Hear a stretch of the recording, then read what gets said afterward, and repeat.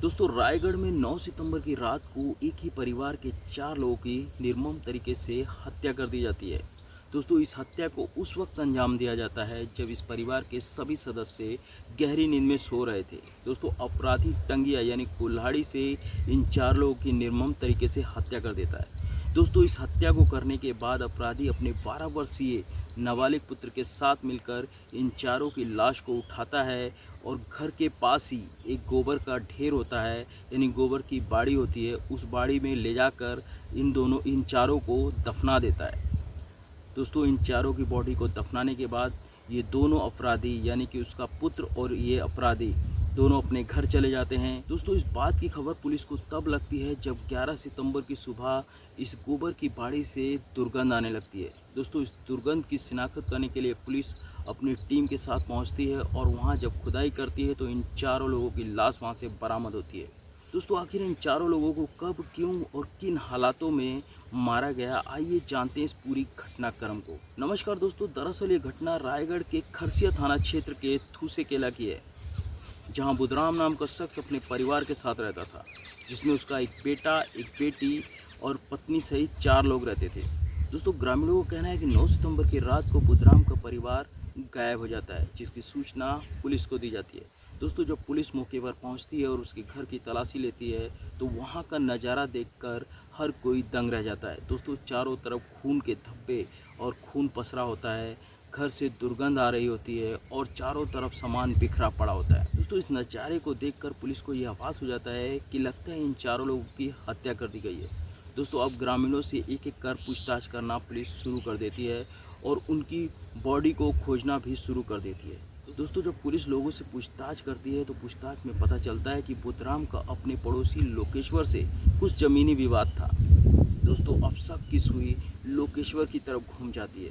दोस्तों लोकेश्वर को पकड़कर जब पूछताछ की जाती है तो दोस्तों पहले तो वो पुलिस को गुमराह करता है, लेकिन जब पुलिस लोकेश्वर से सख्ती से पूछताछ करती है तो वो अपना गुनाह कबूल कर लेता है और बताता है कि हाँ, मेरा बुधराम के साथ ज़मीनी विवाद को लेकर पुरानी रंजिश थी और मेरा ये भी शक था कि उसका मेरी पत्नी के साथ कुछ गलत संबंध है।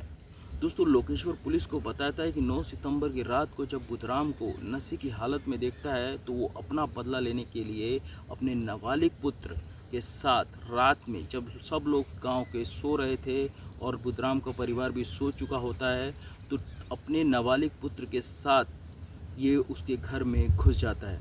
दोस्तों टंगिया से पहले बुधराम की हत्या करता है और जैसे ही उसका थोड़ा बहुत हल्ला होता है तो पत्नी की भी हत्या कर देता है। पत्नी की आवाज़ सुनकर उसके बच्चे भी जाग जाते हैं और लोकेश जो है कुल्हाड़ी से उन दोनों बच्चों को भी निर्मम तरीके से काट देता है, यानी हत्या कर देता है। दोस्तों जब ये दोनों बाप बेटे मिलकर उनकी हत्या कर देते हैं तो अब जो समय आता है इनकी लाश को ठिकाने लगाने का। दोस्तों पहले तो ये लोग सोचते हैं कि क्यों ना इनकी लाश को इनके बगल वाले घर में खड्डा खोद कर दफना दिया जाए, लेकिन दोस्तों जब ये खड्डा खोदना शुरू करते हैं तो देखते हैं खड्डा खोदने में काफ़ी समय लगेगा, क्योंकि दोस्तों कहीं ना कहीं 4 लोगों की बॉडी को दफनाना होता है। दोस्तों अब ये लोग दिमाग लगाते हैं और जब घर के पास ही जो गोबर की बाड़ी होती है वहाँ पहुँचते हैं तो दोस्तों ये आइडिया आता है कि क्यों ना इनकी चारों की बॉडी को यहाँ जल्दी से दफना दिया जाए। दोस्तों इन दोनों बाप बेटे मिलकर उन चारों की बॉडी को खींच कर ले जाकर उस गोबर की बाड़ी में गड्ढा खोद कर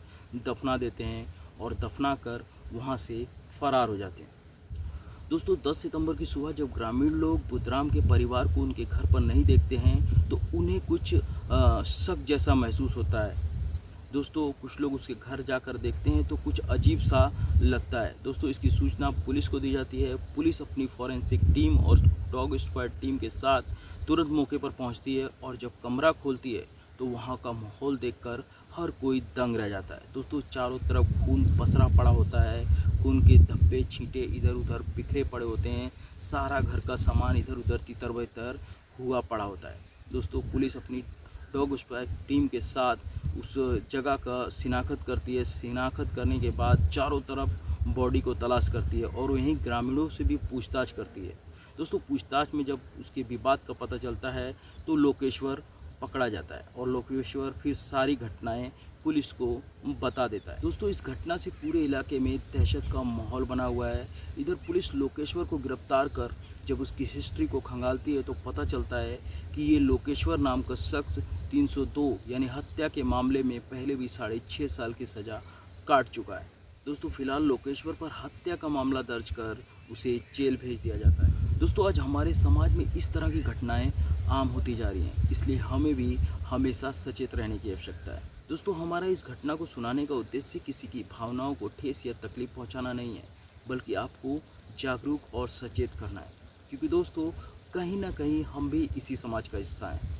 अगर दोस्तों हमारे आसपास या खुद के घर में अगर इस तरह का माहौल क्रिएट हो रहा है तो हमें और ज़्यादा सचेत होने की आवश्यकता है। दोस्तों जाते जाते मैं आपसे यही कहना चाहूँगा, आप अपने और अपनों का हमेशा ख्याल रखिए। और दोस्तों अगर हमारा वीडियो आपको पसंद आया हो तो चैनल को लाइक शेयर सब्सक्राइब कर बेल आइकन जरूर दबाएं, ताकि इस तरह के वीडियो का नोटिफिकेशन आपको मिलता रहे। और अंत में दोस्तों मैं आपसे यही कहना चाहूँगा, अपने सपनों के लिए हमेशा लड़ते रहिए और हर रोज़ कुछ नया करते रहिए। धन्यवाद।